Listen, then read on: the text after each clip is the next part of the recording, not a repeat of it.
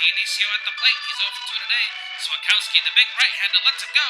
It's right down Broadway. Dionisio lets it fly, and it's raining now.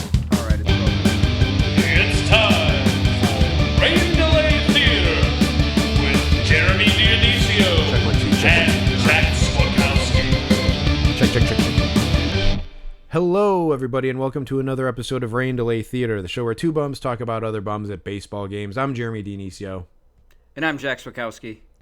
This is episode number 318, and we're going to be talking about the May 19th game between the Milwaukee Brewers and the Chicago Cubs. Spoiler alert, the Cubs lost this one. You can kind of say that about any of the games recently, but that's what happened at this one. But not, hey, I'm not hanging on to it or anything, but yeah. So this is an interesting episode, Jack. Yeah, it is, Jeremy. We should say that we did the bus Monday night, so the game we went to was Tuesday. So we got a little bit from Monday, a whole lot from Tuesday, which was very eventful. And then you didn't graph Wednesday, I did. Overall, the Brewers were not very good in terms of autographs, but there were a lot of goings on at the bus itself, which we've got the whole scoop for you here. Yeah, absolutely. So yeah, it does begin Monday night when we just graphed, which was after we recorded the last episode. We finished early enough to run down there and graph. Yep. And so we get there, and so I guess we can talk about this now. We haven't discussed this with Nick, the security guard, but no. Our buddy Flotation Tank, aka or also occasional ticket plug. The Flotation Tank seems to no longer be employed by the Chicago Cubs. No. We have not seen him at this point, and it's already getting close to the end of May. And so, yeah, we just haven't seen him. We've been meaning to ask Nick about him, but Nick can go on sometimes, and you got to kind of be ready to go. And so we haven't had enough time, I think, to ask Nick about like what happened there. So we'll get the scoop of that at some point. But there's been another guy who's emerged as like the Flotation Tank replacement. I almost said his real name. Yeah. But the Flotation Tank replacement, and he's like, he kind of looks like Jake Bird a little bit. Maybe we could have called him Jake Bird if we didn't think of this nickname. But he's kind of like a tall, kind of skinny guy with a big beard. Sure, like he's kind of got some Jake Fraley in him too. Yeah, I can see that for sure. And we've been trying to think of his name. I think we kind of talked about him maybe during the Pirates graphing episode. Uh-huh. We talked about him a little bit in a previous episode, but we haven't come up with a name for him yet. But he talks baseball, and he's pretty knowledgeable about a lot of things. There are some things that he isn't that he wasn't quite knowledgeable about, which we'll get to in the future, I think. But he did acknowledge. I wore my Wisconsin Frozen Pizzas hat on Monday night to graph, and that's the hat that the Wisconsin Timber Rattlers wore as an alternate logo for a game. And so it's a cool hat. It's like an anthropomorphic pizza oven, and he remarked about, he saw it, he's like, oh man, dynamite hat. And Jack, so like, that kind of like stuck with me. That was the first time I heard him say that, Jack. Uh-huh. But there's like this principle in life where like you hear something once and then you just, you constantly hear it. Yep. Over I've been out at Wrigley this almost every day for this homestand. I think I've heard him say it like every day that I've been down there about something or other. Jeremy, when we were there on Friday, which is an episode we'll have for you a little bit down the road when the Cubs played the Astros, I definitely heard him say it on Friday too, after you pointed it out. He did. It's in my notes for Friday, but it's not quite a spoiler. But yeah, he said it. He said it today about someone's hat. He said Dynamite hat. So he he is saying it. So I'm glad that this is his nickname. So like, yeah, Dynamite is what we're calling him. Yeah, Jeremy, I almost feel like the universe sort of recast Flotation Tank as this guy.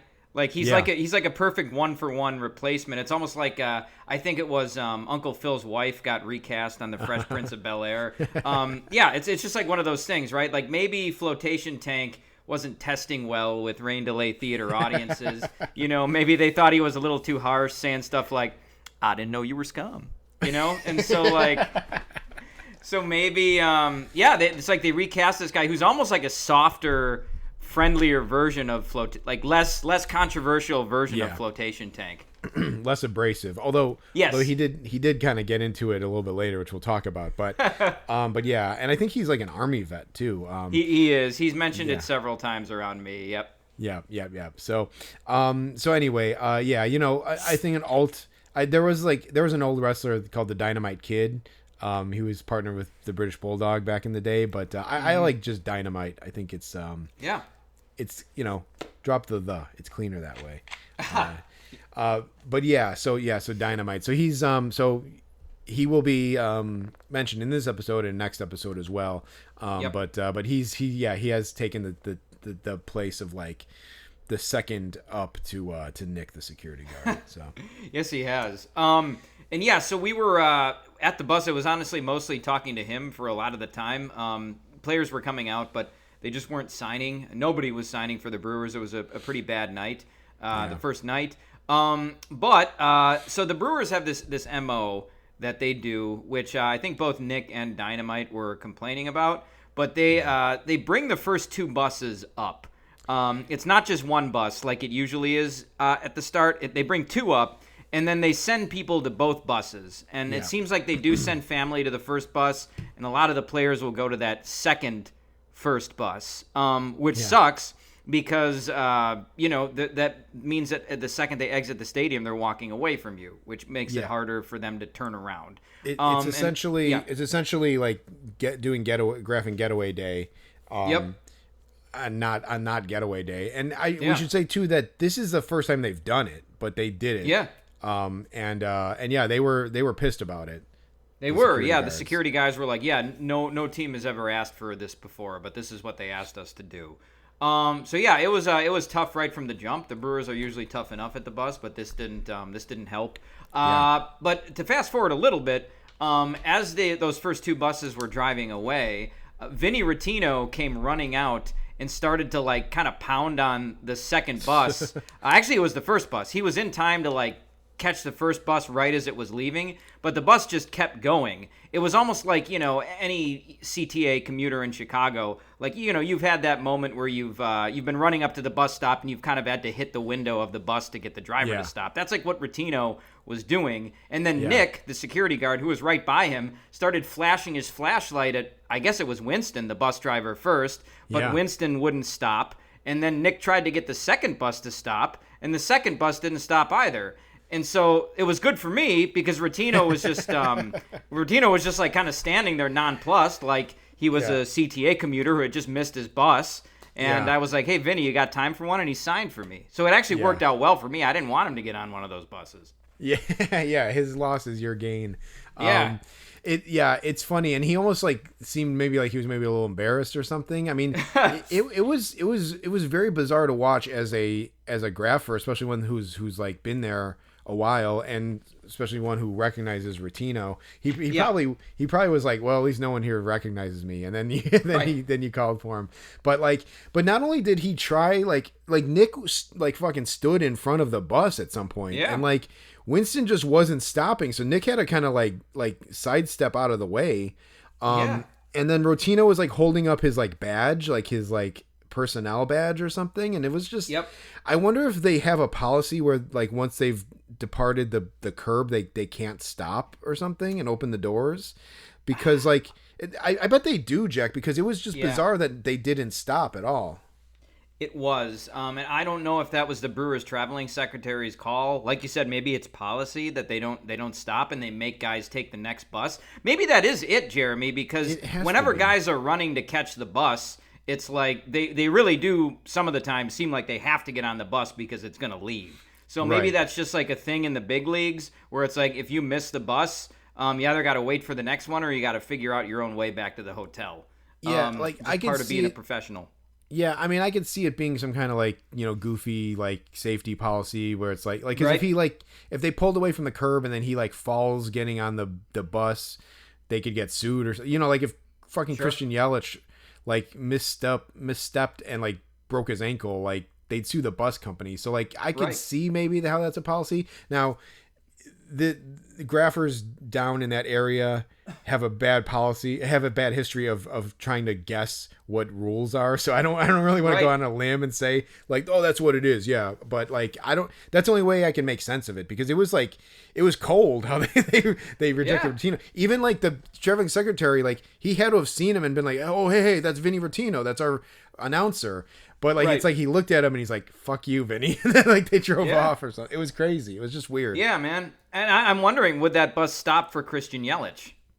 Yeah, right. I know, right. Because it's like, yeah, Rottino, even though he's a face of the Brewers broadcast in some way or voice or whatever, yeah, if it was a big dog, it would be interesting. I don't know. Yeah. No, it was very strange. But yeah, I ended up benefiting from that. It was Yeah. the first autograph that I got, which was very it- cool. I think it's kind of cool that mm-hmm. you got him that way, Jack, because it's kind of like a funny story that you can is. connect to that autograph. So I think that's kind of cool. Yeah, absolutely. One of the reasons we do it for sure. So yeah, I was happy to get him. I needed to clean that up because he's been there a couple times and I haven't had his card. Right next to me, there was this big tall guy. He had a beard, a big brown beard, and he had glasses, Brewers jersey. Definitely just like a Brewers grapher for sure. He was actually pretty helpful. He knew a lot of the players' faces, unlike some fans that are at the bus. But Jeremy, he kept saying that guys were chill when they signed before the game. So he was inside, and he was like, yeah, Churio was chill before the game. Yeah. And like, which I took to mean that he signed, which I guess he did. But in this guy's opinion, if a guy signed, it meant he was chill. So his nickname became the Big Chill. Yeah, most definitely. He's like, Yeah. he was like, he's like, oh yeah, Terang's chilled a lot over the years. And he was like, oh, Bowers, yeah, Bowers is pretty chill. Yeah, he's pretty chill. Like he said it like, yeah, at least 3 or 4 times. I want to say, Yes. and in Yeah, different kind yeah. of like verb tenses, like it was. Yep. It's funny. So, Jack, I'm trying to like, this guy has a distinct look. He's kind of like a little, kind of like, he's not kind of like oafish, like, but he's kind of like a bigger guy, I guess. Jack, I think I was trying to picture who he looks like. I don't know if you or the listeners that watched the Fargo TV series. I but haven't. I need to get into it. You should. It's really good, Jack. You should watch what it, I've heard, and listeners should watch it too. But in season 2, there's like the Gerhardt family, and one of the brothers his name is Bear Gerhardt, and he kind of looks like that guy. So if you Google Bear Gerhardt season 2 with glasses, like this guy is actually like way more manlier than the Big Chill, but like Sure. that's kind of like what he looks like. If I could pick some sort of like facsimile. Okay, yeah, Jeremy. I that makes sense. Yeah, like you put glasses and a Brewers Yes. jersey on this guy, and you've got a pretty good likeness for sure. Yeah, close enough at least. Yeah. Yeah. So yeah, I like that. That's good. And this guy was. I think we rated him pretty high in terms of like Yeah. people who are actually useful when we were trying to make guys. So that was Yeah. good. He might be one of the more useful guys that we've had for any visiting team. Like, Yep. he helped us out. He like knew stuff. I think he called for guys, but yeah, it's that's what. I remember who he was talking about. He was talking about this next guy that we're going to talk about. That's the guy who he said he's been more chill Yes. in recent times or whatever. But yeah, Yes, so he, yeah. So the Big Chill is he's on our okay list for sure. Yeah, definitely. And I will say his take on this next guy, who's Dan Vogelbach, who I think is an assistant hitting coach for the Brewers. Like the premise of what he was saying, yeah, he's chilled out a lot over the years. Is Vogelbach has never seemed like a good signer. I think we've actually been at the bus a couple times when he's come out, at least once, and he completely ignored. Maybe it was with the Pirates, maybe also the Mets as well, maybe the Blue Jays. But yeah, whatever. Vogelbach has never seemed interested in signing, and I think he was number 1 on our list of guys that we wanted. So, like as usually happens with the Brewers, at the very end, a whole bunch of guys came out. Murphy, Yelich is always in that last group, Terang, and Vogelbach was with that last group. Now, Murphy always seems to have 2 of his little grandsons with him. Yeah. that they always tag along. I don't know if they just come to Chicago because it's so close, or if they just travel with him during the summer. I don't know, but they always seem to be tagging along. And these kids are just kind of like latched on to Vogelbach. But I feel like Vogelbach is, we're speculating this, like Vogelbach seems like he's really trying to ingratiate himself with Murphy, for maybe a lack of a better term, just he's kind of up Murphy's ass, trying to like keep his job and maybe go up the ladder in the organization a little bit. The guy just stopped playing like last year or 2 years ago. So the fact that he's already an assistant coach he probably wants to keep that momentum going. Anyway, we called for him and he just completely ignored us. He didn't even look over and he got on the bus. So that sucked. Yeah, it did for sure. Definitely. The kids helped his case for sure. I don't know. It doesn't necessarily even seem he used him as interference. I think maybe the second day he did, but And Jack, I was thinking about those kids. I'm like, are they like the Drake LaRoches of the Brewers? Yeah, because it does seem like there's always some kids like bopping around Pat Murphy like when he's in town. So yeah, I think they go to his press conferences too. If you ever watch his press conferences, like there's usually at least one or two those kids seem like they're always there. Interesting, man. It's like a cross between Dusty Baker and and Adam LaRoche there with the kids hanging around, but not in a negative. So far, not in a negative. Once if they start losing, then it's going to be a different story. But right. Good when you're winning, I guess. Oh God, years from now we'll be getting autographs from those kids if they become players. We'll be getting snubbed by them. 70-year-olds. Yeah, right. Or we'll be calling for them when it's actually some other guy, and then they'll give us a look. Like who was it with the Nats? What's his face? Nasim Nunez. Yes.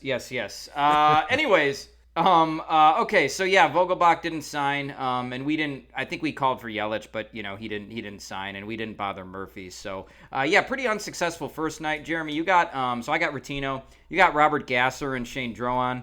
I would go on to get Gasser on Wednesday night. I didn't have a card for him on Monday, but he seems pretty automatic, and and actually Drowan seemed pretty cool too. Yeah, they were both pretty nice. Gasser was a little. He was in the throws. He was in like the magnetic pull of that second bus, but I kind of got him over for the group. And then I think that the Big Chill helped me ID Drowan because Garrett Mitchell came out and I was like I couldn't tell if that was Drohan, and then this guy came out and it was him. So I got him. So I was happy about that. So yeah, that was decent for the first night, although not quite what we were expecting. But yeah, that's how Monday ended. Yeah, and then Tuesday we went to the game. Tuesday we actually went. So yeah, so Jeremy, we both actually made gates. I think maybe you got there. You were probably already in line. I got there at probably 5:09. And you were kind of. I don't think we went in together, but you were like 30 seconds ahead of me. So we were both there. And it was good to get in, but there were not a lot of guys in the outfield, if I recall correctly. Yeah, right. No, I don't think so. They were maybe taking infield, I think, on Tuesday. So yeah, one person that was there was Josh. Yep. And then Josh was like, so yeah, it's crazy. Josh is finishing his like freshman year of high school right now, I think. Jeez. But he was talking to us, and he was talking to me, and he was like asking if I got Churio, and I was like, no. And he's like, I got him Monday during BP. And he was like, yeah, Dennis got him too. Yep. And so it's like, I think they were the only two that got him or something on Monday. But yeah, he was just kind of like all over the place. And I can't remember if he offered to help with Churio, but like we did kind of like Josh kind of posted up in the infield, and like once we saw they were only kind of doing infield, we went over there as well. So we kind of like ended up standing by Josh, and I think there was like one other party there. It was like a dad and like his two sons. I think one was like a little kid, one was like a teenager, and so yeah, basically, Churio. We called Churio over. I think maybe Josh called him over, and he came over and he was going to sign. I think I don't know if Josh got him first, but this little kid, there was the little kid who was with that other party. He got up there, and we were kind of getting in position to get Churio. Like we were kind of like getting close to the net, kind of squaring up, getting our books ready, and but I didn't like make a move under the net. He was signing by the net. I didn't make my move or anything, and then I hear a voice in the back that says like, "Hey, let the kid go first." And I look back, and it was the older son. It wasn't even the dad. And we should say he was an older teenager too. So Josh is in high school; he's finishing his freshman year. But this kid was a couple years older than Josh. Yeah, he was definitely older. And so then like, and again, I wasn't trying to butt in front of this kid.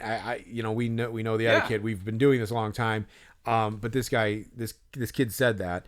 And so yeah, I want to say maybe Josh got him first, and then then the kid got him, and then I stand there and I look at the teenager kid, and I go like, "Are you a kid?" And he goes like, he kind of makes a face like, "Oh, well, I don't know, And then like I think he went ahead of me, and he got Churio, and then I went in and I got Churio. But like, yeah, I was just kind of like, I'm like, okay, well, if you're the kid police, are you deeming yourself like worthy of going before me? Like, I just want to make sure I know the rules. So, and like, I'm deferring to him. And I will say at least the kid made kind of like a face like, oh man, this guy's messing with me a little bit. Like, but I was like, it was half hostile, half like, serious, I guess, or like half, messing with him a little bit, but yeah. I think also what was how it was playing out though was so Josh got him first, and then this little kid got him, and then after he said let's let the kids get in there, he kind of like made a move to go before you, know, okay. and I think that was because I noticed it too, and it was probably maybe subconsciously what irritated you as well. So it's like he said that, let's let the kid get in there, but then he started to get in there too, and at that point you said it, and it kind of stopped him a little bit, like it threw him off. And then I think he still got Churio before you, but it's like your point was made. Yeah, for sure. So that was it was funny how that played out. I'll say, you know what? It's funny how it played out because I got Churio too. If I didn't get Churio, then we got a different story that we're telling here. There's a little more expletives in that version, but So I got in there and I got him, and now he signed with a black marker, and I think Josh goes like, Josh said like, can you do blue? Can you do blue? And Churio was just holding up this black marker, and the older kid said like, I'll take black, that's fine. And whatever. And then again, so because I haven't gotten Churio, you'd gotten Churio before, so I was just wanted to get him. So I like didn't care either that he was signing on with, that he wanted to sign in black. So I just got him, and it was fine. It turns out the marker was fine. Like, it wasn't a Sharpie. It was it's this weird marker, but it actually like is a pretty nice marker, I gotta say. Your autograph looked good. Yeah, it did. It looks pretty good. So I am happy with it ultimately. Now, it's funny because I watched him sign it, and I thought that it was like bubbling, and I just blew the hell out of it, like to make sure it dried. But anyway, so I feel like I got him, and then like I kind of do you want to talk about how it went next, Jack? Yeah. So I'm not, I don't know how all this happened, Jeremy, but so yeah, you got him, and then you kind of stepped back, and I don't think Churio was actually signing for anybody else for like a minute, but he stayed up there. He stayed by the net, and so I just I gave it a beat. And I kind of gave him a second to breathe. And then I had my blue marker in my card, and I said, hey, Jackson, could you sign one more? And then I think without looking at the marker, he took the marker from me. And then after he took it, he was about to sign, and he realized that he had a blue marker in his hand. And he looks at me, and he just kind of shakes his head. And then I don't say anything. Like, there was just this pregnant pause where I was waiting for him to sign it. And then he signed it, and he gave me the marker back. It was like, it was almost like, he was saying, you tricked me. but like Yeah. I'll sign this anyway. And like there was no malice in it. I'm not a seller. I guess I came to find out that sometimes guys don't want to sign in blue because they think that's easier to like copy the signature or something like that. I don't know if that's true or not. But, the blue marker just pops better. So, yeah, it was a hell of a caper, Jeremy. I felt kind of bad. I was like, oh, man, Churio, like, I don't know if I pissed him off, if he thinks I tricked him. Ultimately, like, he probably didn't care that much. But still, yeah, it was a real score by me. Quite a caper. So a lot of stuff to unpack there. Number one, I probably should have said this before I said the thing about when I asked the kid, "Are you a kid?" This is one of the few experiences where Dennis wasn't there. Yeah. And I don't know. I kind of like became the de facto Dennis because I was like making like these smart ass comments. So Jack, when he started signing for you, I think I waited until he was handing you back the marker. But I said to Churio, I'm like, oh, he gets the blue marker because he's wearing a Brewer's hat. And I don't think Churio heard that or clocked it at all. But I had to say it. And it's kind of funny. Like I think he was already signing or was finishing signing or handing you the marker before I said it. So it's not like he was going to stop signing, but before he signed for me, like when he was first like, okay, so because that family with the dad and the two kids were getting a ball signed, and they were getting this ball signed with this marker, which didn't seem like a good choice. But so I had no idea what kind of marker this was. And Churio was just holding it up, like saying like, blue, it's black. I'm only going to sign in black. And so then he got all of us, and then somehow you got the blue marker, which is shades of the Hunter Green autograph from last year.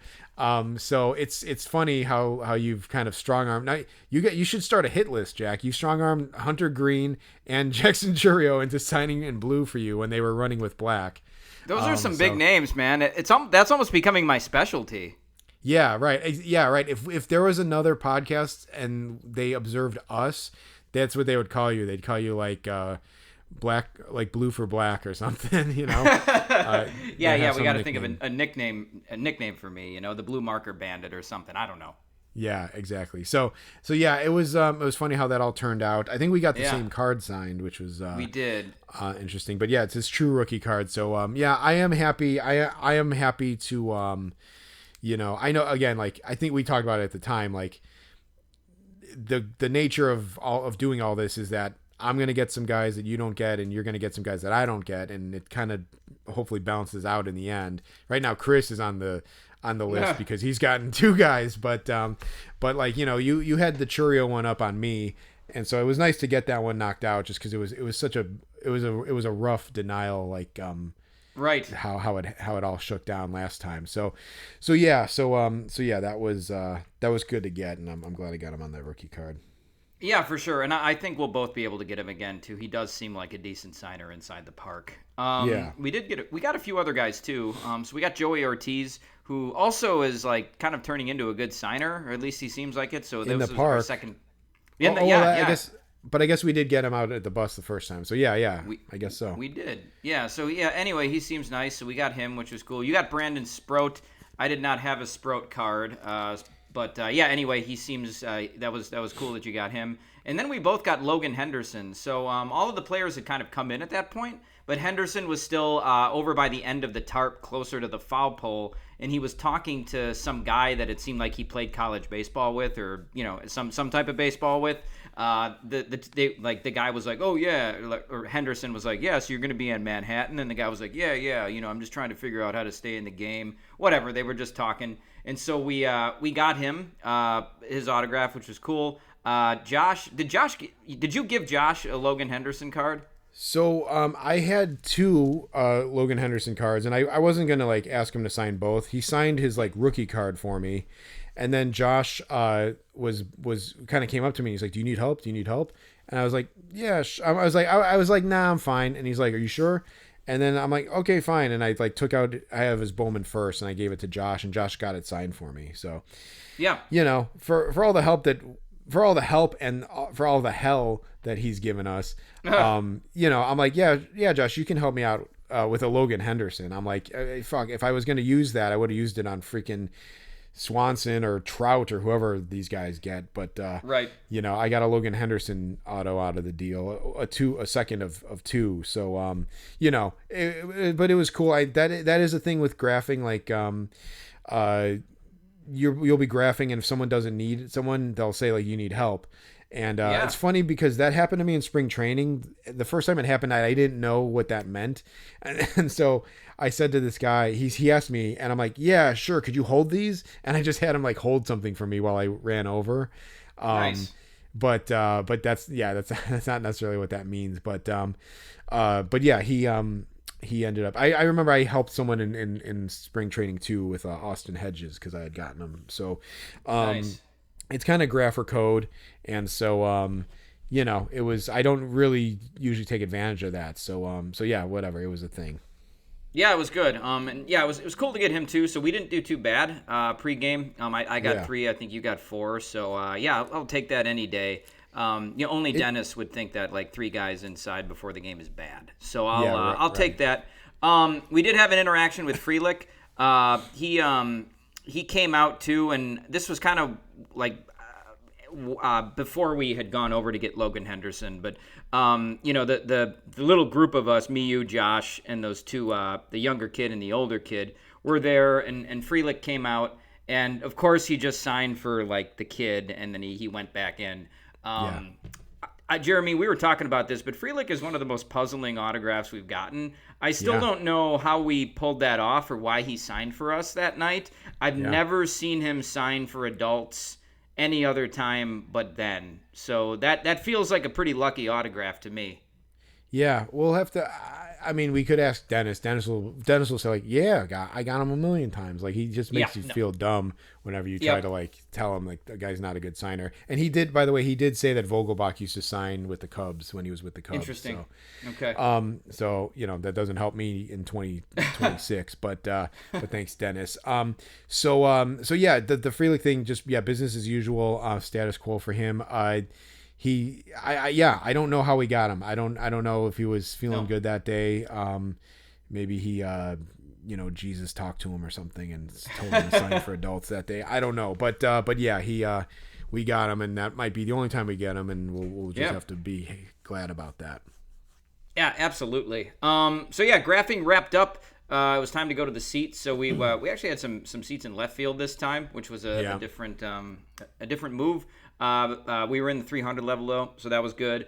Jacob Mizorowski was pitching for the Brewers, which is always cool to see. We had a better angle on him than we did last time. Last time we sat in right field, so his back was kind of to us. So these were better seats from that perspective. He ended up having a pretty decent outing. Jeremy, as you mentioned, the Cubs lost this one. As we record this, I think they've lost 8 games in a row. I'm not trying to rub it in or anything. It's just they've been on a bad streak lately. We were next to some. So our whole section was full, and so we had sat. It seemed like we were in like a season ticket holder section. Yeah, definitely. And so we had sat down, and we were right in the middle of the row. And so at some point, these 2 ladies came through, and they had to squeeze by us. And one of the ladies saw my Brewers hat, and I think she clocked it. And so I think she asked you if you were a Brewers fan as well, right? Yeah, she like kind of said to me, I think by design, like so you couldn't hear her, and she's like, "You're not a Brewers fan, are you?" And right. she put me on my heels with that because I wasn't expecting that. They just like walked by, and I said like, "No, I'm not. No, I'm not." Right. I said, "No, I am not." That's what I said. And so but they also didn't talk to us the rest of the game, so that was fortunate. It seemed like sure. I think maybe we put that vibe out. I don't know. I didn't really feel like talking to them. And also they were like, I thought that they were going to be like big Cubs fans, but then like this like little kid, she pulled she was like the Pat Murphy of section 307 or whatever we were at. She had some kid who like was like, I don't think it was even, I think it was a kid of another season ticket holder in the section, just came over and like sat next to her, and they were just like, she was like, oh, so, they were just like, she was entertaining this kid like all day. So yeah, I don't know. I don't know what their deal was. They were like saying like, Ben Brown was pitching, and she's like, try not to fuck it up, Brown. And, yeah, it turns out Brown is probably like the best starter for the team right now. So Yeah. Plot twist. so yeah, exactly. So whatever. So that happened. There were some people, they were talking to this older lady. There was a guy down to our right who was like talking over us to these two women, and like it's kind of annoying. Like, I suppose if you're in it, like maybe it's fun or something. It's probably like when you like, are eating somewhere and like you're just sitting next to a table of like a bunch of friends or something, and you're like by yourself, and it's kind of like annoying. Their camaraderie is annoying. But like it was like they were talking over us, and like it was kind of a little bit of annoyance. It wasn't as bad as the next game we went to, which we'll talk about on the next episode. But yeah, so they were. It was definitely a season ticket holder section where everyone knew each other. So yeah, so there was that. When we did finally leave to go to the graphing position, another lady in the aisle, like when on her way out, she saw us with our books, and she did the thing where she thought we were scouts. She's like, "Are you guys scouts?" I'm like, No, we're not. We're just keep score. But like, we've been asked that before. We've said it on the podcast. I feel like, it's times where I'm wearing like my cutoff jean shorts and like, a ratty t-shirt or something, and I'm like, if I was a scout, I should be, fired, because I shouldn't be dressed like this if I'm a major league scout. Yeah, right. You shouldn't be sitting in the seats that, you shouldn't be sitting in the upper deck. Exactly. I mean, hey, man, I know scouts, like, stay in shitty hotels and eat McDonald's every day, but it's like, let's have a little dignity. But, that's that definitely not the first time we've been asked that. One thing I'll say before we move on is that, I wear my Brewers hat when the Cubs play the Brewers. I'm not going to be the asshole that wears his Brewers hat when it's like Cubs versus Diamondbacks or something like that. But, I will represent when they're playing the Brewers. And I think I can give myself credit for not being an annoying Brewers fan at these games. I know the Cubs can be like, Cubs fans can come up to Milwaukee and be assholes, but I think the Brewers fans are just as bad sometimes when they come down to Wrigley. When we moved down into the section below us so we could graph into the lower deck, there was a really obnoxious Brewers fan down there who screamed after Terang hit a home run, and I think it was the top of the 8th inning, maybe it was the top of the 9th. He was just being an asshole. Well, and I think that guy also hit a bet too, which I'm sure that's what it probably was as well. He did. He said he's like $1,000, or he said like $300, I think, and it's like, dude, it's just like we talked about on the last episode. It's really annoying. Yeah, it is. And there was this group of bros sitting in front of us when we were in the upper deck, and one of them had a shirt on that said, "I'd rather be gambling." It's just it's not good. But I guess I'll at least give myself a little bit of credit for not being an asshole Brewers fan. But there's other people who can't say that about themselves. And so I think that's kind of where we can go to next here. And so there's a lot to break down about all of this. So I think we'll just do the best we can. But we got down to the bus. Strap it down for this one. This is a wild tale, and maybe one of the more wilder. I mean, I think it might be one of the more wilder things we've experienced on the podcast in the years we've been doing this. It is. And so I think we just need to introduce this guy first. There's a few things, I think, before we'll get to the main event here. But so, this guy just made his presence known really early on in the bus, right? So we get down to the bus. We're maybe the first people there. Maybe there's one other person there. But this guy shows up, and he's about our age, maybe a little younger, probably 5 or 10 years younger. So he's probably about 30. He's got long hair. And he's got Brewers gear on. So he's got like a powder blue Brewers jersey, and I think like blue shorts or Brewers shorts. Maybe it was all Brewers stuff. And then he had on a Brewers cape. So this guy was a clown. And so Jeremy, what did he say? Well, he was draped in a Brewers flag as a cape, I think, basically. But so he wanders over to the bus, and he just goes like, "Is this the Brewers bus? Let's go!" and keep in mind, when he said, "Is this the Brewers bus?" no one turned around and said like, "Yes, sir, this is the Brewers bus." He just was like, "Is this the Brewers bus?" And then he just he answered himself, and he's like, he like heard an answer in his head. He's like, "Let's go." And he was, again, just to himself. And even the other Brewers fans around there didn't seem particularly welcoming of this guy or happy that this guy just fucking stumbled upon the Brewers bus. Yeah. I said to you, Jack, like, to my credit, I said this before the events unfolded. So it's another one of these things. Like, I'm glad I'm on the record, but I said to you, I'm like, it's a special kind of stupid to be the person who like announces that they've arrived at a like destination or a location. Like, it's like, all right, here I am at Wrigley Field. It's like, did you not know you were going there? Like, are you telling someone this? Like, did you just remember that you were going there? It's like, yes, you left your house today to go to Wrigley Field, and now you're there. Doesn't need to be announced or celebrated unless you were fucking shot at by, people with bows and arrows or something on your way there. And it's like, I made it. No, it's like, you got on a bus or a car or whatever, and you ended up there. Nothing to be celebrated or announced. No, you know what it reminded me of? So, Jeremy, I know you've watched the show Deadwood. So there's one episode, he's only in one episode, but Nick Offerman is in one of the first episodes. He plays this character named Ned Mason, and he's trying to get revenge against Wild Bill Hickok for killing his brother. And so, Wild Bill is in a bar, and Nick Offerman's character is at that bar, and he's doing shots, and finally he's getting ready to take Wild Bill Hickok on, and he goes, well, here we go. Revenge for my fucking brother. And then, like, he just gets shot. But it's like, yeah, you're just announcing what you're gonna do before you do it. Like, it was that, man. It was, like you said, a special kind of stupid, because that character was supposed to be stupid. So it reminded me of that. That's very funny. We started trying to watch I tried to get Molly into Deadwood, and it just, I don't think it took, but I would really love to rewatch that series. But that's funny. Yeah, I mean, this guy, I was trying to think of this guy, and I'm like, maybe he's like a human version of like Otto from The Simpsons. Yeah. Like he had like long stringy hair, and like I think he had a hat on, and he was kind of like hunched over. Like, I feel like, yeah, he's like the human embodiment of Otto from The Simpsons. That's about, if he was a Brewers fan wearing Brewers gear. Yeah, hell yeah, man. I love in the Who Shot Mr. Burns episode, like they go to Otto's apartment and like search everything, and they're like, well, Chief, all we found in his fridge was a jar of mustard, and Otto goes, I've got mustard. Yeah, great lines. Everything, yeah, good stuff. So this guy. Wait, can I do an Otto as well?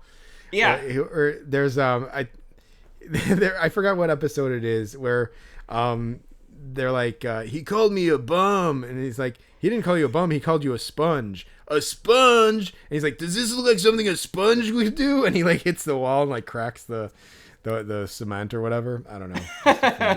Ottoism. Yeah. Yeah, great. What a great character. A great show too. At least it used to be. Okay, yeah. So anyway, that guy was there, and for a while, like, there was just other stuff going on. So he was just there. I think he was to the right of us before the first bus left. So we'll get back to this guy. Yes. A few other things.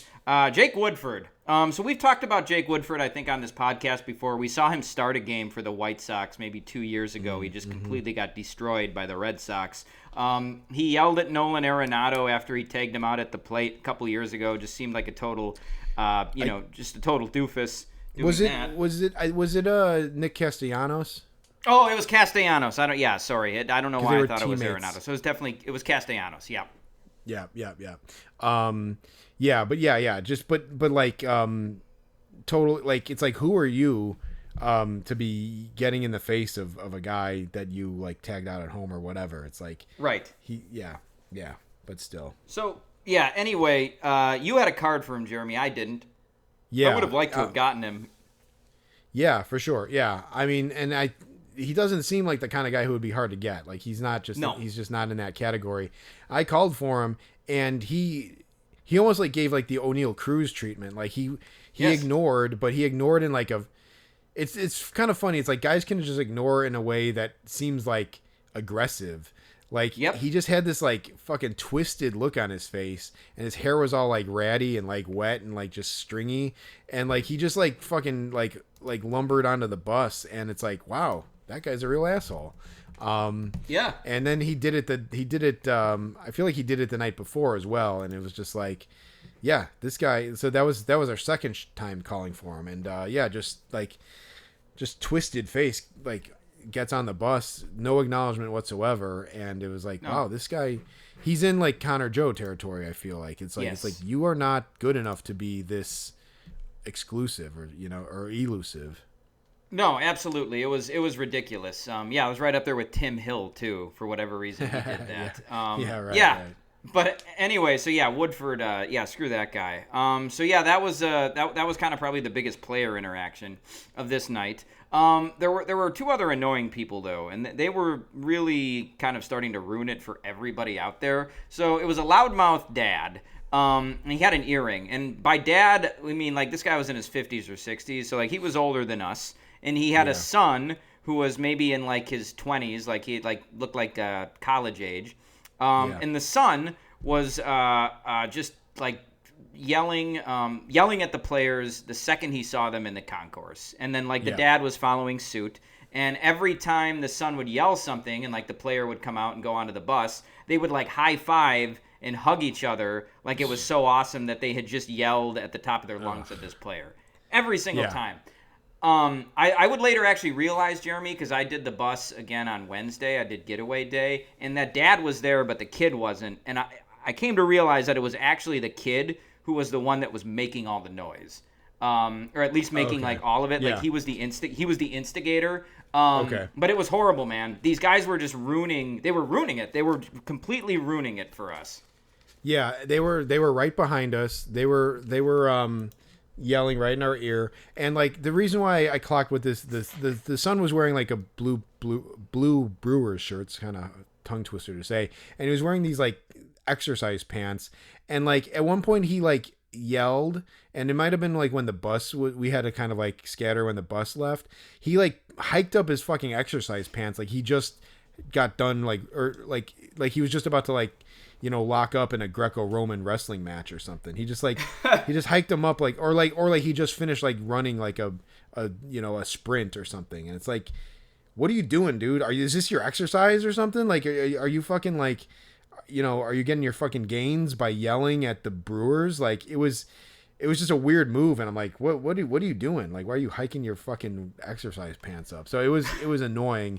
And like, so one time where he absolutely screwed us just without deniability was Matt Arnold. Who is he, Jack? Is he the president or the GM or what? At this point, I think in the offseason he was promoted to president of baseball ops. I think as recently as last year he was the GM. But basically he's their head baseball guy since David Stearns left. So I got Arnold last year. He was super nice. He seems like a cinch to get him to sign if you just call him. And it was another shitty night at the bus. So I had a cool team card, Jeremy. You had some, Brewers team sort of cards that you wanted to get signed. And we were like, all right, well, let's just go for Arnold tonight. Let's just get his autograph. And so, Arnold starts to come out, and these idiots, mainly the kids, start saying like, oh, Matt Arnold, oh, man, look at those guns on you. Best GM in baseball right here. And it was just at the top of the guy's lungs. And as he was yelling all of this crap at Arnold like looked over him and waved. But then we were trying to say, Matt, you got time for one? And we're just completely drowned out by this kid. Yeah, 100%. Like, so go back and listen to what Jack just said. Turn your volume all the way up and put it right by your ear. And then try to yell like, Matt, can you sign? And like, just like, that's what it was like for us. Like, completely drowned us out. Almost like he had a megaphone and we were just, yelling with our voices, and it was like just like that guy just fucked us out of Matt Arnold, and like and like we expect Jake Woodford to sign, but this I figured there's a track record at least for Arnold to sign, so it's like we would have gotten him, but this guy yelled and drowned us out, so it was like super annoying, and for nothing too, like to yell nothing. Exactly. So that was really frustrating. But there were these first two buses here, same MO as the first night. These guys get on the buses. I think Woodford and Arnold were both on one of the first two. And so then those first two buses drive away. And so whenever the buses leave, we've maybe talked about this before, but I don't think we've really highlighted it. Yeah, But we're always standing at the barricades, and when the first bus leaves, you always have to stand back because the security guards have to move these barricades, and they don't want to like hit your feet with the bottom of the barricade because part of the barricade sticks out onto the street. Yeah, so obviously Yeah. the bus is parked on the street, so the barricade goes from the sidewalk onto the street and blocks off like the section of street that's in front of the bus. So yeah, they obviously have to move that to let the bus move away, and it's it's this street there, and so like there's a lot of foot traffic on the sidewalk and the street because the street is normally closed so people can walk in the street. So they have to clear out the people like where we're at. We don't usually have to like completely move, but the people standing in front of the barricade on the street have to completely get off the street, get on the sidewalk, and then kind of fight back, like rush back for their spot after they reestablish the barricade. So yeah, it's just the normal like dance that happens every time the buses leave. And then I feel like some of the people end up going to the opposite sidewalk just to get out of the way. Now, I think we've talked about this, but we obviously have talked about Adult Stupidity, the security guard, the yellow shirt security guard. Okay, so I don't know if we've talked about this a little bit because there was the what was it called? The gunslinger? What was his name, Jack? Do you remember that guy? The big gun. Yeah. The big gun. Yeah. We haven't seen him in a long time. No. He may have gotten reassigned actually, but Yep. And we say that because he had a gun. He had a gun. yes, he did. Yep. I've kind of forgotten about the big gun, but oh yeah. But yeah, Adult Stupidity he's a yellow jacket. He's not like Nick and Dynamite, who are Cubs employees. So okay, so basically the bus leaves and everyone scatters and it drives off, and then they kind of like reestablish. They kind of put the barricade back. The third bus in this instance pulls up to the same spot that the previous bus was at, and then they build the barricade again. Then everybody kind of rushes back in and falls in line in their spot. Right, that's what normally happens. Somehow I think during this instance, and then the Cubs personnel, whether it's the Yellow Jackets or the Cubs security, they're like, everybody on the sidewalk, get out of the way, the bus is about to leave, like move, and like, some of the guards are nicer than others about it. Adult Stupidity, his whole MO is like intimidation. Yes. I think we talked about it like last episode where he was shining. I think we talked about it on the podcast where he was shining a flashlight in people's faces. Yep. He flashed me even. And again, I said in a previous episode, he kicked me out of the spot for a getaway day, and then he smiled and said, "How you doing?" So he messes with you. Whenever a car pulls up in double parks, he like almost hops on the hood like Spider-Man to make them go away. So he's intense. He's intense, and you can pretty much tell that just by looking at the guy. But we've seen it firsthand. So at some point after the barricade gets reestablished and we kind of settle in line, I don't know, Jack, if I noticed it first, but like I looked over and I see the fucking Brewers Cape guy, the human version of Otto from The Simpsons. Yep. I see that guy in the face of Adult Stupidity with his cell phone in his hand and like the light on, and he's recording him, and he's just like jawing at Adult Stupidity. Yes. So it was going on and on. And I think the only thing the conclusion you could come to is that Adult Stupidity or some of the security guards asked him to move, and the guy had a problem with moving. Like, he didn't want to do it. And it turns out, like we would confirm later, that was exactly what happened. They asked the guy nicely to move, and he just wouldn't do it. Or he was just being an asshole about it, and then it seemed to escalate to the point where this guy was, yelling at Adult Stupidity. And so this argument just kept... And recording him too, for whatever reason he was recording him, and so this argument just kind of kept going on and on. It was going in circles. It didn't seem like either person was gonna give in, and then eventually, Jeremy, I think Adult Stupidity started to flash the guy with his flashlight. I think that happened in round 1. I think so, because I think like he was saying like, because I think like the kid, the Brewers guy was saying like, so what'd you say, man? So what'd you say? You know what? You still want to say it again? You want to say that again? And he like had the light in his face, and then I think Adult Stupidity started flashing him. He's like, yeah, you want to flash me? I'll flash you. He's like, go ahead, record me, whatever. Here you go. And he's flashing him, and like they're just going back and forth with each other. And this guy, and Adult Stupidity's just like turning away from him, not looking at him, not engaging with them. Like, I mean, I guess he's flashing him, whatever. But I remember, I just have this vision of the kid, keeping like going, like continuing to get in the face of Adult Stupidity when Adult Stupidity was, at least at the beginning, trying to like turn away from him. And I think it did escalate to the point where they started to get in each other's faces. Adult Stupidity was like swearing at him. He was swearing. The Cape guy was swearing at him, and it was just like it was not de-escalating. It was just continuing. It was holding steady, pretty much. Yes, and just to give you an idea, listeners, about like the physicality of it all, it was basically like when a manager gets in an umpire's face and is arguing with him. That's how close they were to each other. So like you said, the situation just kind of reached a stasis where like, you know, it wasn't de-escalating. It was just continuing to stay about as hot as it ever was. Eventually, though, like this guy, Brewers Cape guy, had to either shit or get off the pot with this. So like he either had to escalate it a little bit more, like physically, because Adult Stupidity didn't seem like he wanted to go there with him, or just walk away. And so so Brewers Cape guy, he takes a few steps back, and we're gonna say this on the pod just to present it without comment, but he calls Adult Stupidity. He says like, "Fuck you, you pussy ass bitch," and then he walks away. Yes. Now, Jeremy, the thing about Adult Stupidity is, so I just like that segue. Just now, Jeremy. Yeah, so we were right, at Sox Fest, we were kind of right next to Bo Jackson when he walked past us, and Bo Jackson wasn't much taller than you or I, and we're not tall by any means, but Bo Jackson is built like a bowling ball. Like, if you could think about a human-sized bowling ball coming at you at full speed and like trying to tackle that, that's what it would be like to try to take down Bo Jackson, even when he's like 60 or however old he is. Adult Stupidity is built like that. I mean, I'm almost positive the guy must have played football in high school, but that's how he's built. Like, this guy is just built like a brick shithouse.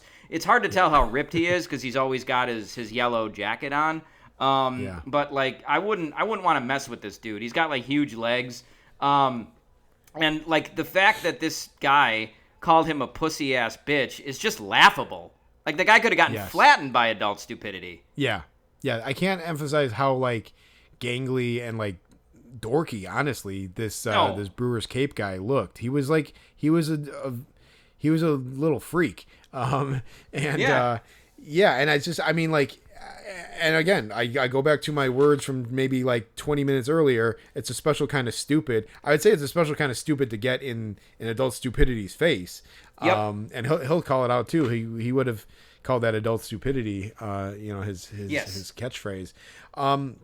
So that guy disappeared. He said that, and that seemed kind of like seemed like the exclamation point on the whole situation. Like, calls him a pussy ass bitch or whatever, walks away, and it's like, okay, that's done. And we kind of even joked about it. Adult Stupidity looked back over at Dynamite, and he was kind of like laughing, like, oh yeah, man, just know that they at the park or something like that. Like, he was just kind of like laughing about it. I feel like we were kind of joking with Dynamite about it. Dynamite said like, thank God that guy's fucking left. Like, he was driving me crazy or something or whatever. And like, even like the Brewers fans, I think, were like glad that guy left. And so he did. He left. Everyone's kind of like laughing about the situation. And then, I mean, how much time passed, Jack? I don't know. It must have been about 10, 15 minutes at least. And here's the thing, Jeremy. Not only were we all laughing about it, but also Dynamite said to us, and I think even one of the other security guards said, "Oh yes, well, he picked the worst guy to mess with." And then Dynamite's like, "Yeah, because Adult Stupidity's got a gun, and he's got a little taser in his pouch."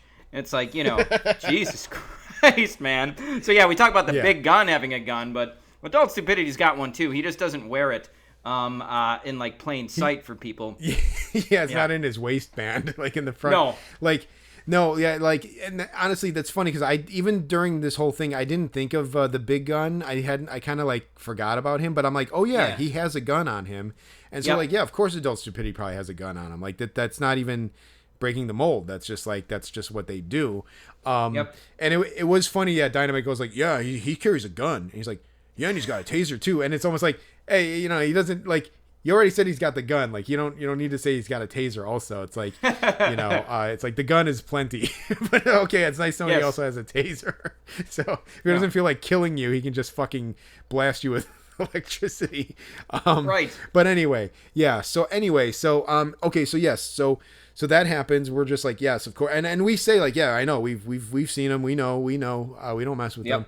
And like, so then 10, 15 minutes goes by. And this Brewers Cape guy is back, and he's with another guy who also looks like a fucking druggy guy too. I feel like he was wearing like one of those like drug rug like woven like poncho things. I in my mind that's what he was wearing.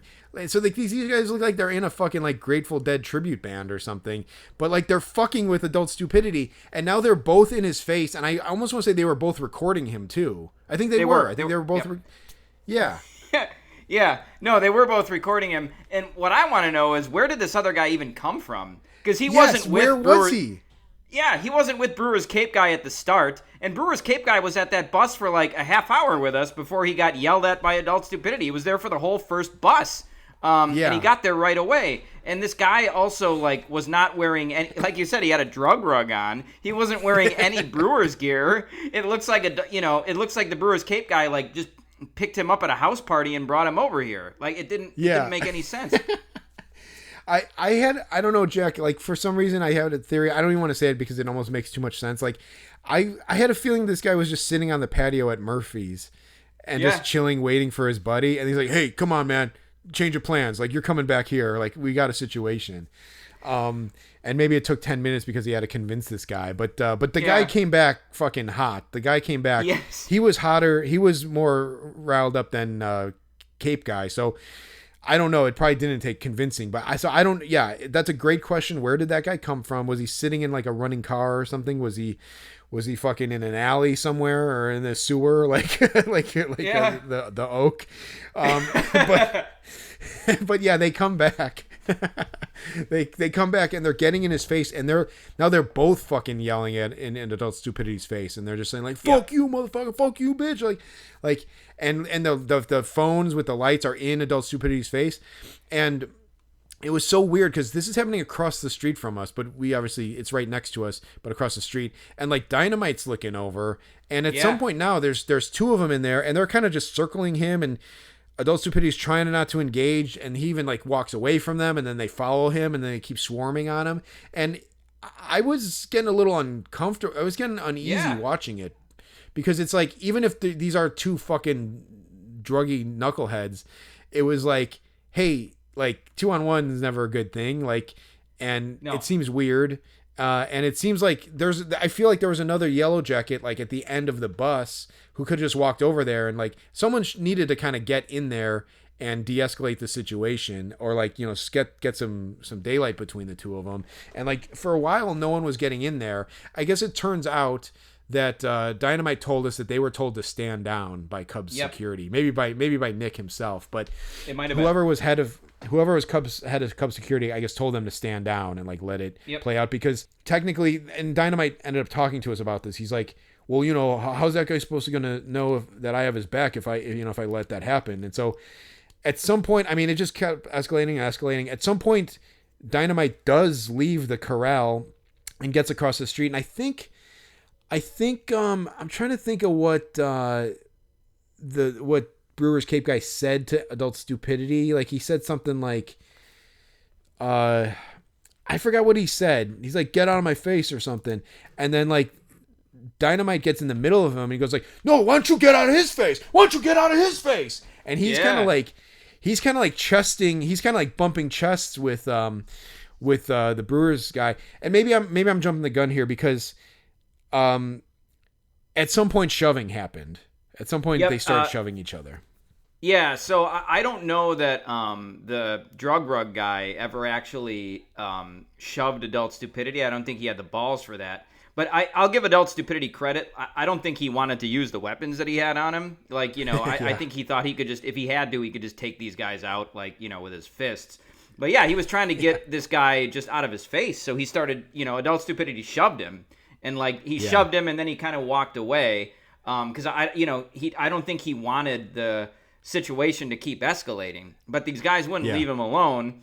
And so, yeah, you're right, Jeremy. There was a time, and it was kind of just when the shoving started happening, where it's like, can we get a first, like, either, like, is Dynamite and, like, the other security guys going to help Adult Stupidity, or, like, can we get some cops over here or something? Like, this needs to, somebody needs to shut this down. And so, yeah, we eventually found out that Dynamite and the other Cubs security guards were told to stand down. You're right. There was that other yellow shirt over there who, like, was not helping. I almost wonder if Adult Stupidity is a different tier. I thought I heard Dynamite say, I think it was maybe on the next day that you weren't there, that Adult Stupidity is an off-duty officer. I'm not positive about that, but he might be a cop who's moonlighting. And the other yellow shirt guy, who did not seem to have a gun, he might be like a lesser employee in that chain or something. That makes sense. I don't know, that makes but sense, yeah, but so it's like maybe Adult Stupidity is expected to just de-escalate that himself. I don't know, but like you said, eventually Dynamite did get over there and try to de-escalate it and get between Adult Stupidity and these two guys. And Dynamite said, he was like, yeah, I was in the Army, and you don't just leave a guy hanging like that. So respect to him for trying to do it. He also seemed worried that he might have touched those guys, and we're like, no, man, you're good. So, like, obviously Cubs security probably tells them to really not get involved with that shit when it happens. So that was also interesting from that perspective. Yeah, after the next thing happened, Dynamite comes back over to us and he's like, was I like, did I do too much? Like, was I wrong there? And like, at first I thought he was kind of like joking. Jack, I actually, when he said that to me, I was like, oh my God, that's right. He was over there in the middle of it, like getting in in it. So I kind of even kind of blanked that out for a second. But yeah, like these guys, I think what probably happened was the drug rug, like, bumped. He had to have made contact with Adult Stupidity. And then I think maybe after that is when Adult Stupidity shoved him, and he gave him a fucking good shove. I'm surprised. He did. I will give Drug Rug credit that he didn't that he didn't fall down after the shove. But yeah, so he was just trying to like get distance between him, and like I feel like he was just trying to get out of this like fucking like sandwich that Brewers Cape and Drug Rug were like kind of putting him in. But yeah, it was insane. And at some point I was just saying to you and to Dynamite even, I'm like, all right, these guys wanted the smoke. Like they wanted to fucking get in this guy's face. So, but now what are they going to do? Like, what is their next move? That's like, it just all stayed on the same note the whole time. Like they're recording him, getting in his face, barking in his face. At some point it's like, all right, dude, like it's like you said, like from round one, it's like, all right, now what? Like, what did you want to accomplish here? Because now you've got your buddy here, and you're yelling at this guy. Like, I've never started a fight with anybody. I've never gotten in anyone's face, like jawing at them. But I feel like if you do that, you have to be prepared to be punched, and you might have to be prepared to punch the person too. Like, I mean, it's like, what was the end goal? Like, it's like you just want to yell at him. Did you want him to say sorry? Like, what? I don't understand what the next step was in this plan for Brewers Cape. It was just so weird. But but yeah. No, because like let's say if this happens in a sports game, if it's a manager arguing with an umpire, the logical next step is for the manager to take it so far that he gets thrown out. And like, and the interaction is over. But that wasn't going to happen here. So like you said, the guys were asking for something physical, or they seemed to be. They got it, and then they didn't do shit about it.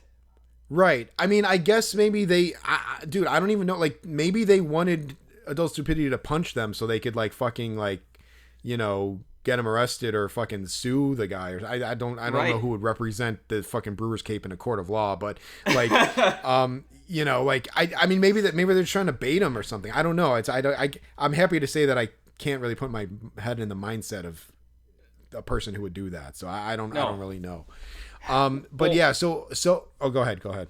No, I was going to say, I think at this point, finally, before all this happened, there was a moment, and I guess this kind of happened concurrently, but finally, like, two cops came over and like separated Adult Stupidity from these two guys. They got these two guys like away from Adult Stupidity, and at this point, now that the air was being let out of the balloon a little bit, we were like, okay, it's not gonna go any further than this. There was like this moment of solidarity between everybody who was at the bus. It was like, Jeremy, you were talking about this one security guard. He's like bald with a beard, and you're like, yeah, that guy kind of sucks. Like, he never acknowledges me. But like, he came over and he was talking to us. He's never talked to us before, but like, he was talking to us. Dynamite was talking to us. There were these two younger guys, in their early 20s who were trying to graph. Like, we were talking to them too. Like, we were all like relieved and like just kind of joking with each other, like we had all been in this together. It was this weird moment of brotherhood. Yeah, no, yeah, that's right. I'm glad you remembered that, because there was like, at that point there was like 4 or 5, I would say, Cubs security guards, and like and it's true that all those guys are always in the general area of the visitors bus, and they all know us at this point. They all have to know us, and they're not as all friendly as Nick, but like, this time, like, it was just all of us kind of standing around like bullshitting and like kind of half laughing, half sighing about or like exhaling about the situation. And it did bring us all together, so it was interesting. As this was happening though, basically the two cops, one cop I think took Brewers Cape away. The other cop was either with Adult Stupidity or Drug Rug, I can't remember. So it was like different at different points, because there were only 2 cops there. So I think like one of the cops stayed with those 2 guys, and I think the other one talked to Adult Stupidity for a while. At some point, Nick came over and was like just kind of witnessing the entire conversation. Like, so he seemed to be kind of the Cubs representative, for this whole thing. And then so Adult Stupidity, eventually he just waited off to the side. Like, there was like a tree there, and he was almost like kind of leaning against the tree, just like not really saying anything. And I felt bad for him too, because it's like, this guy, he didn't ask for any of this. Like, that guy, the Brewers Cape, was just a total asshole who completely ruined Adult Stupidity's night. And so eventually the 2 cops, like, there was one cop talking to each of the guys, Drug Rug and and Brewers Cape. And then they were these guys were showing the cops the videos that they'd taken. And that was absurd, because it's like, at no point were those guys ever in the right in this interaction. No, and it's like, here's video evidence of like what an asshole I was being. Yeah, I mean, all that video was going to be is like a fucking like fisheye, like, lens of like Adult Stupidity's face, and just like, and like going like, just like pushing in on his face like rapidly, and then these guys yelling at him like, and it's like, here you go, here's the proof, here's the footage. Like, it's like, it can only be self-incriminating. I mean, like, yes, I don't know, like, it's the court, the laws are weird, where it's like, if you touch someone with your pinky, like, that's battery or something, like, or if you're yelling at someone and you spit on them or something, that's like, spit comes out of your mouth, that's considered battery. But it's like, these guys were the instigators, and they were the like the aggressors in the situation.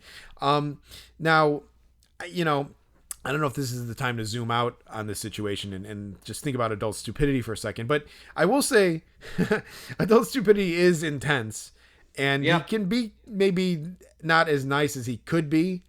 That's not his job necessarily, to be a nice guy or to be like public relations, but you see that other security guards kind of do stuff without as much intensity as Adult Stupidity.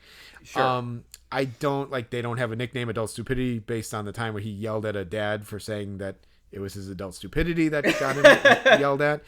So, there's that. So, I can see how this happened with Adult Stupidity. Yep. But at the same time, it's like, I just think it's like, dude, you're just a person walking by like a baseball stadium with multi-million-dollar worth athletes, for right or wrong, they're worth multi-millions of dollars, and they have to be protected from the public. Like, I don't know if it's right or wrong, but like, that's just the situation. So it's like, I don't think you shouldn't be surprised when people are yelling at you, like to get away or to walk, to move. Also, like in theory, they're yelling at you for your protection. I feel like we sound like some bootlickers here or something, but but like, you know, I think it's just a situation. We see these guys all the time, and it's like we try to be cool, and you know, because we don't want any problems. But like, it's weird, man. It's just like these guys were totally in the wrong. It's just the bottom. That's all I can say. I mean, you know, whatever. I can't put it any other way. No, and you know, generally speaking, yeah, like, you know, these guys need to be protected, and also they're just celebrities, right? So we saw with the Chris Valleca guy, like, you know, who was desperate to give him some receipt for the Ukrainian baseball league. It's like there's crazies out there, you know, like there's millions of random people who want a piece of these guys. And maybe it's good, maybe it's innocent, like this guy, maybe it's something weird, you know, but like, yeah, these guys are celebrities, and with that comes like a lot of weird stalker, like, you know, crazy people. So yeah, I get it's just their and, job. Yeah. It's just that their job is to play baseball and make millions for the organization. Adult Stupidity's job is to control the crowd around Wrigley Field. It's just, that's just the black and white of it all. So like, you know, these guys, we just surmise that it's like nothing else could have happened. Like, Adult Stupidity ultimately probably told that guy to get out of the way. Maybe he said it in a shitty way, and this guy got mad about it. But also at some point, it's just like, what are you arguing, man? You're arguing that this guy told you to get out of the way of a fucking bus that's driving down the street. Why are you so mad at him? Like, you know, that's just kind of the bottom line of it all. Yeah, no, it's just somebody who can't admit that they're not wrong, or that they're wrong. So it was so ultimately, like, you know, you're right. This was probably always going to happen with Adult Stupidity. Eventually, there was going to be somebody who took it the wrong way. We've seen it coming for 2 years. Tonight it happened. Eventually, that third bus left, and so again, like, this situation reached like there was a stasis. Like, it was a weird, it was just like a weird thing, because at no point was there ever like an ebb and flow of emotions. It was like, you know, these guys are yelling at Adult Stupidity. It's like, that was one thing. When the cops got there, it's like that, it was like this never ending interaction of like these two guys talking to the cops and Adult Stupidity just standing there. And it's like, how much conversation like needs to happen here? Like, what the hell is going on? At some point, don't these guys have something else to do? Like, don't they have anywhere else to be? The answer is no. But like, no. You know, like I have a wife I'm trying to get home to. You have to get up the next morning for a job. Like, what? Don't these people have something else? You know, we know the answer to it already. But yes. But yeah. But and I should just say this too. I'm sorry, Jack, if you were saying something. But like, this all happened while no one, it all happened in the time. There's like a little kind of like downtime after the bus leaves, because you know no other player is going to be coming out, because they don't want to sit on the bus for like the maximum amount of time. So there's always this kind of like ebb period of guys coming out. This all happened in that weird period. It was so weird because we're there, we're watching this all happen, but in the back of my minds, we're like, oh yeah, Dan Vogelbach's going to come out here in a little bit. We got to try to get Vogie. And like, part of us is like, I hope this doesn't fuck it up, you know, because at the end of our, you know, in the back of our minds, it's always like, whatever's happening, I hope it doesn't distract from the autographs. You know, that's the dentist in us now, I guess. But yeah. And so by the time that Murphy and Vogelbach did come out, the cops were already there talking to the guys. Oh yeah. Yeah, no, and they'd been there for like 10 minutes, probably, the cops had. The situation had like de-escalated itself, and now like these guys were just in this interminable conversation with the cops. But yeah, you know, Vogie did come out with Murphy. Actually, Vogie came out, I think he came out with Jason Lane. And so we're like, ooh, we're going to get a better shot at Vogie tonight because he's not in that big group. Yeah. But the big group was just following those guys. And then the kids like called after Vogelbach, and like right before Vogelbach was gonna get out of the stadium, like the kids called him back, and like he kind of drifted back towards Murphy and that group, and then that basically screwed us there. We didn't, you know, Vogelbach ignored us once again. Yelich didn't sign at all. And so hilariously, like, we waited that whole time, and it was just the same damn result as the night before. And I will say, Jack, you were kind of considering not waiting because it took so long for them to come out on Monday. Yeah. But the time between the first and second bus leaving and Murphy coming out was such a long time that it's like, Jesus, it's almost not worth it. If Vogelbach wasn't the target, we wouldn't have waited that long because there was no point to wait that long. Having us both have like Yelich at this point, and you were almost not going to do it, and man, you would have missed. I'm so glad that you were there because I would have been exhausted just having to explain it, like to tell you about it, because I would have had to tell you the whole thing. It would have been crazy. No, man, I would have missed an all-timer for sure because I think I was pretty wiped out from the night before, and I had to get up really early the next morning. But man, it was worth it, so worth it. So these, the last of the Brewers got on the bus, and that bus drove away, and so the cops were still talking to these guys, and I think Adult Stupidity was still there too. But we were like, there was nothing else to be done, so we left. We said our goodbyes, and we left. And then I saw Dynamite the next day, because I did the Brewers getaway, and I said, hey, what happened with those two guys? And he's like, I don't know. I left 10 minutes after you guys did, and they were still talking to the cops. So, that's what he told me when I saw him too. The only thing we can say is that we have not seen Adult Stupidity since that night. Nope. So, and like I said, I am on record as saying that something needs to happen with Adult Stupidity because he was kind of messing up Getaway Day. And he wasn't at Getaway Day for the Brewers where you were at, and he wasn't at Getaway Day for the Astros, which I was at. So I don't know if Adult Stupidity's been reassigned, or maybe he's on leave, or he's getting a little vacation or something, or what. But it did make Getaway Day a little more accessible without him there. So that's pretty much all we know as of the time of this recording. So maybe by next time, maybe we could talk to Nick and find out what happened. I feel like Dynamite probably would be able to let us know as well, but there just hasn't been a moment. So that's the best we can say for the aftermath of this all. So we don't really know. Yeah, and Jeremy, I told you a little bit about this before we got on the air tonight, but so I was in between the Brewers. I was in the spot that you want to be in for Getaway Day. But I was kind of standing across the street because I didn't want to blow it up, because sometimes the security guards are okay with you if you stand across the street, but if you stand right at the spot where you want to be, they'll like tell you to move. So, I was doing that. I was being careful to be across the street, and one of the yellow shirts comes up to me and he goes, "Hey man, I don't care if you go up there for real." I was like, holy shit, are you serious? Like, the guy actually was almost asking me to go to the spot I would have wanted to be in. I was like, all right, man. Like, shit, are you sure? So, man. Hey, as much affection as we have for Adult Stupidity, maybe this is good for graphing Getaway Day in the long run. Yeah, yes. And, always looking for the silver lining in the situation. For us, the silver lining is how does it make graphing easier for us? And in this situation, Adult Stupidity's loss is our gain, I guess, at least on Getaway Day. And we'll see. The Cubs just ended this homestand. We'll see what happens next homestand. But that might be the fallout ultimately of this incident. Oh man, who would have never saw it coming? We did not. No. Okay, well, I think that wraps it up.